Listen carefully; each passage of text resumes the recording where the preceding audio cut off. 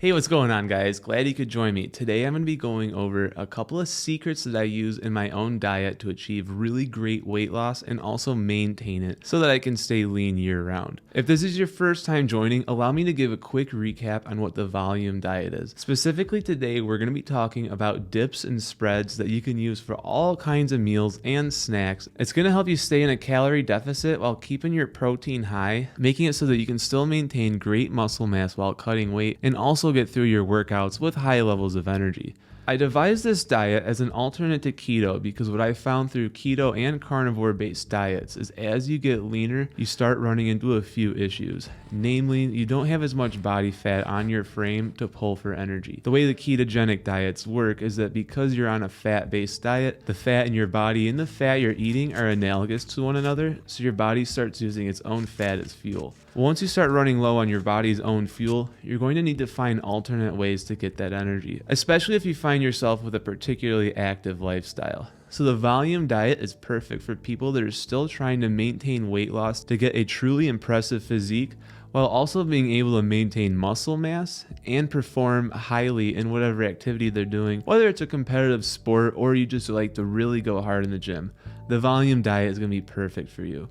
We're really going over specifically today dips and spreads. I'll show you guys a few different options, but let me explain how the volume diet works. The core concept of the volume diet is to try to get as much food on the plate as possible for as few calories as you can. So what I've been doing in the past couple of weeks and also future weeks is showing different recipes that I've devised to get those low calorie meals in that still taste good, but give you just the right amount of carbohydrates and protein to get through a workout. Now on this plan, fat calories actually are kept a little bit to a minimum, not down to zero, but we don't want the fat being too high either because this is a very calorically controlled diet. We want to be able to maintain a deficit throughout the week, and fat calories being the most dense, those are the ones we really want to keep an eye on. So what we want to do is try to pick foods that are very high in protein, moderate in carbohydrates, and low in fat. To make the volume diet work, we want to substitute calorically dense ingredients with something that's a more lower calorie version. Now when it comes to dips and spreads, oftentimes the key ingredients are unfortunately fat based, whether it's cream cheese or different types of vegetable oils. These calories add up really quickly. So if you're having things like chips and dip, yes, the chips have calories, but more oftentimes than not, you're getting double, triple, or even quadruple the calories from the dip itself, not the chip. So today I'm going to show you guys a few different ways that you can make this work, that you can still have things that you like, but we're going to swap those ingredients out. Now for the context of this video, we won't go too in depth on what you're actually putting the spread on. But just as a frame of reference, I also like to keep those low calorie as well. I'm a big fan of making my own homemade fries. Oftentimes, what you're gonna see here today, I'll make a spread that I can use as a dip for potatoes, possibly rice cakes. If I'm doing wraps, a nice romaine head lettuce or a celery stick. All of these things work great, but today we're just gonna be focusing in on the dips. So I want to start out in particular with Greek yogurt, and I want to explain why this is so amazing. By the way, I'm a Costco shopper, so you're going to see a lot of the things that I have here today came from Costco, but you don't necessarily need to shop at Costco to get these results. You can find Greek yogurt at any grocery store. I like to go with the plain purely so that I can maximize on my own creativity, but there's going to be a lot of options in the store. As far as calories are concerned, if you're not at a Costco, if you're in a more traditional grocery store, you're probably going to find a lot of options. I wouldn't overthink it too much. The Costco Greek yogurt is non-fat, so there's going to be 0 calories from fat in this Greek yogurt. If you find some at the store that have 1 or 2 grams, it's not a big deal. I wouldn't get that crazy with the specifics, but try to avoid yogurts that are going to be in the 10 grams of fat plus category.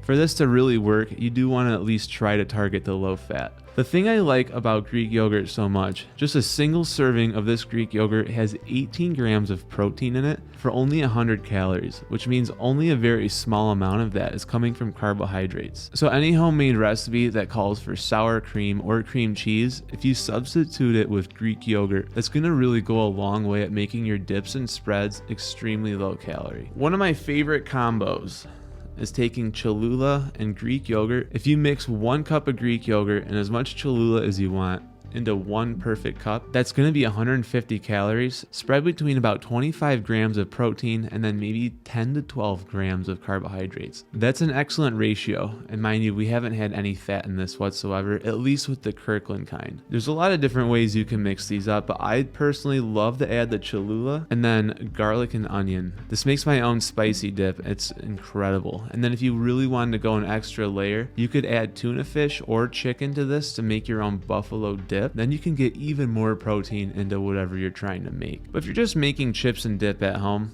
I like to make a lot of my homemade chips, just taking up some potatoes. I slice them up, nothing too crazy. You can bake them, air fry them, however you like to prepare your potato. Just make sure that you leave the oil out. As long as we remove fat calories from our carbohydrates, you're actually not going to gain weight like you think you would. It actually is pretty difficult to overeat carbohydrates that don't come in a liquid form. So liquids would be things like juice and pop. If you're eating a solid carbohydrate, you'd be surprised you actually do fill up on them quite fast, and it's hard to overeat. The next thing I'm really a big fan of is cottage cheese. Cottage cheese, for the same reason as Greek yogurt, it's going to be very versatile in different recipes. Now at Costco, they don't have fat-free cottage cheese, so there is a little bit of fat in here. Again, I wouldn't overthink it or try to overcomplicate things. If you're at a grocery store that does have cottage cheese that is a little bit higher in fat, don't worry about it too much. Whether you find 2% or 4%, maybe you find 0%, all of them are going to be great options. Just find what you like. Over time, it's all going to kind of even out anyways. The real thing that we're trying to do here is get in a lot of protein.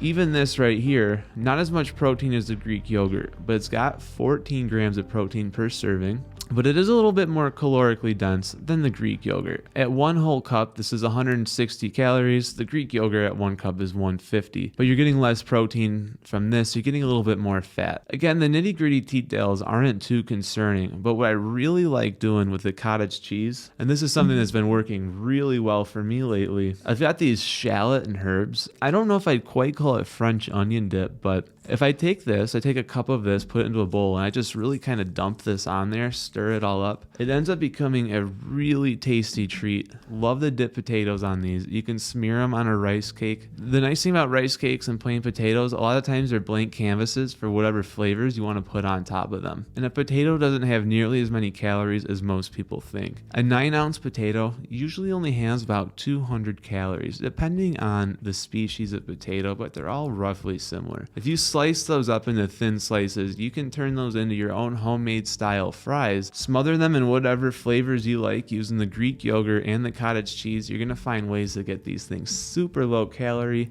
but really high in protein. Of course, another fan favorite of mine, it's going to be tagine. I use this stuff on everything. You could put this either in the Greek yogurt itself or put it on top of your potato or your rice cake. However way you do it, it gives it a nice spicy kick, nice and sweet and salty. So these are just different ways that you can combo up different flavors. There's going to be limitless opportunities. Whatever you like, add it to this or add it to that. You can make yourself a nice dip. The idea we really want to get here is high protein, lower fat, moderate carbohydrates. The key benefit of this is by having your proteins really high. When you're in a calorically restricted state, having your protein count higher, it's going to make it a lot easier for you to retain muscle mass while you're cutting weight. In some cases, you're even able to excel and put on new muscle mass despite being in a caloric deficit. This would be called a body recomposition, when you're able to add muscle while reducing fat. In general, it's not easy to do both, but on a diet like this, it certainly can be done. The other added benefit is that these do have small amount of carbohydrates in them, plus whatever you decide to put them on top of is probably going to have carbohydrates in it as well. If you're doing rice cakes or potatoes, these carbohydrates are going to be what fuels you through your workouts. As you continue getting leaner, it becomes inevitable that you are going to have to increase your calorie deficit through exercise. That does mean doing daily cardio. And as much as I love walking, if you really want to get to the next level, you're going to have to start doing cardio that takes you into a zone 2 heart rate or above. Having carbohydrates in your system, it's going to allow you to feel that workout. And as long as you burned off more calories than you consumed throughout the day, using carbohydrates to get through your workout is actually a net benefit. Sometimes when people are on diets, they can be a little bit afraid of carbohydrates. Oftentimes we're told the carbohydrates are what made you gain the weight in the first place. This is somewhat true, but it doesn't tell the whole story.